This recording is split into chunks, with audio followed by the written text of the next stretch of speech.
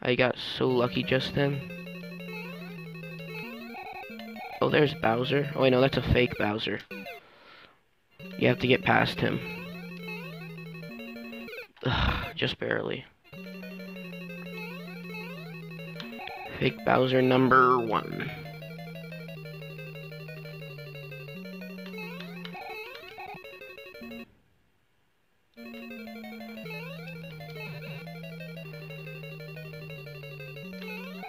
And here's the real Bowser, I think.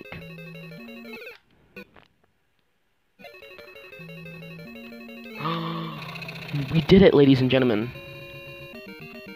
Is there a door for us? Is that a door? On the door. Pieces saved within the Mushroom King. Hurrah tomorrow, our only hero this ends trip for a long friendship.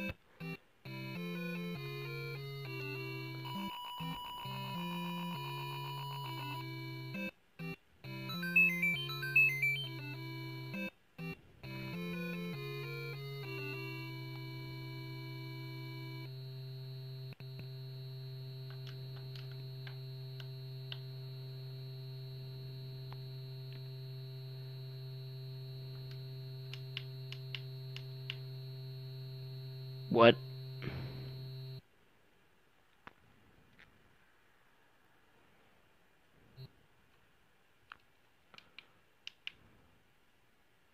What?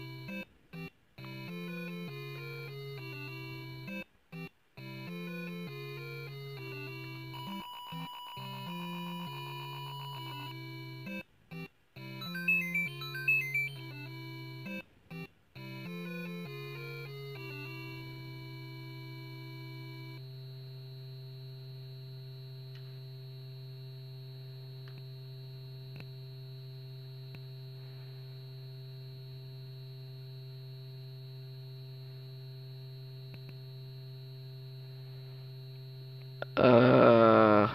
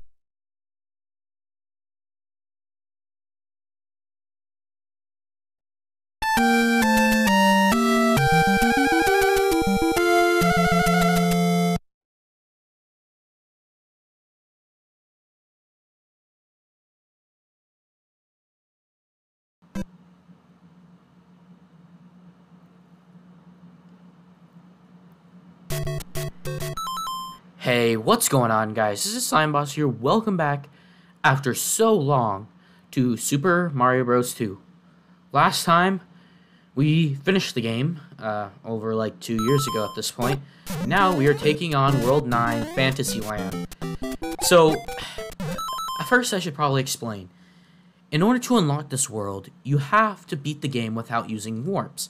Now, the problem that I had was I had a version of the... So I downloaded a modded version of Super Mario Bros. That had the Lost levels ported onto it, but the NES emulator couldn't handle it, so it stopped at World 5. Then I learned a little bit more about how emulators work, so I downloaded the FDS BIOS, otherwise known as the Famicom Disk System BIOS, and it allowed me to play the original Famicom Disk System version of the game. I was able to finish the game, but I had to use warp zones to get up to World 5 because I wanted to get the game over with. So now, in order to unlock World 9, you have to beat the game without using warp zones, and unfortunately I didn't do that, so I didn't unlock it at the time. So now, years later, we're finally going back and defeating it. I was about to step on that Koopa because I forgot we were in an underwater section. So as you can see, Fantasy World is quite different from the rest of the Mario world, and all of the level design tropes that you're used to, whether or not it's in this game or in any other Mario game, are just thrown out the window. Even though we're clearly on land, we're apparently underwater. It's like the opposite of these bloopers. The bloopers usually have an air form in this game. And checkpoints. Flagpoles are underwater as well. Very, very interesting. So now I should probably explain that I'm also on Nintendo Switch. I'm using the NES Online version of the game. It doesn't really change much about how the game runs, but I'm definitely using a better version than what I was using before. Wow. Which means I can use reverse. I can go backwards in time and save myself the pain of this freaking game, because it's horrible. Why? This game is so hard. Even the Fantasy Land is hard. This is giving me like a lot of negative, World Negative 1 vibes. But that's only World 9. We have 4 more worlds to go after this. 4.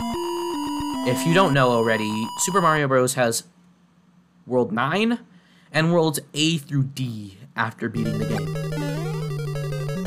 Worlds A through D, however, I'll explain how to unlock those at a later date.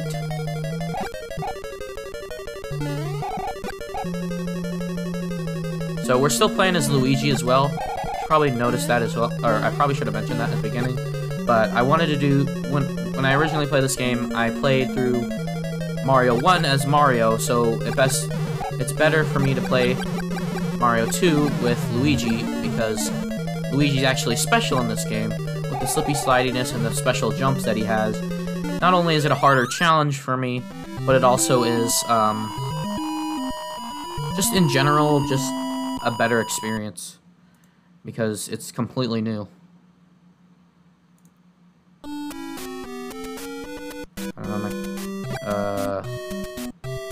Okay. So, also, all of these worlds are underwater for some reason, except for the Bowser level, which is level 3, and not, level 4 like this one. But I'm pretty sure this says, like, thank you for playing my game or something in Japanese. On screen right now, I'll show you what it actually says. But that's all this level is. At the end of, like, most Mario games, or specifically Super Mario, it's kind of like Super Mario World, actually, where they have a thank you sign at the very end, or like, you are a super player, I think is what it says, for beating the entire game. And after doing that, we beat the game. Sorta. So next time, we're going to be taking on World A through D, which is about 10 times harder than the main game, and 10 times harder than World 9. So, I hope you guys are excited for the pain. So, yeah, of course this is a very short episode. World 9 was basically a cakewalk. Ironically, the underwater levels are the easier ones in this game, because they're not as brutal as, you know, the horrible placement of the Hammer Brothers. But it has been so long since I played the original game, so I don't really remember what the topics I had at hand. So, at least we're actually getting to finish this game like I promised at the beginning of this year. So, thank you guys so much for watching. Hope you guys enjoyed part 1 of The Return, but episode 9 of the entire series. And I'll see you guys next time where we take on World 8. Bye-bye.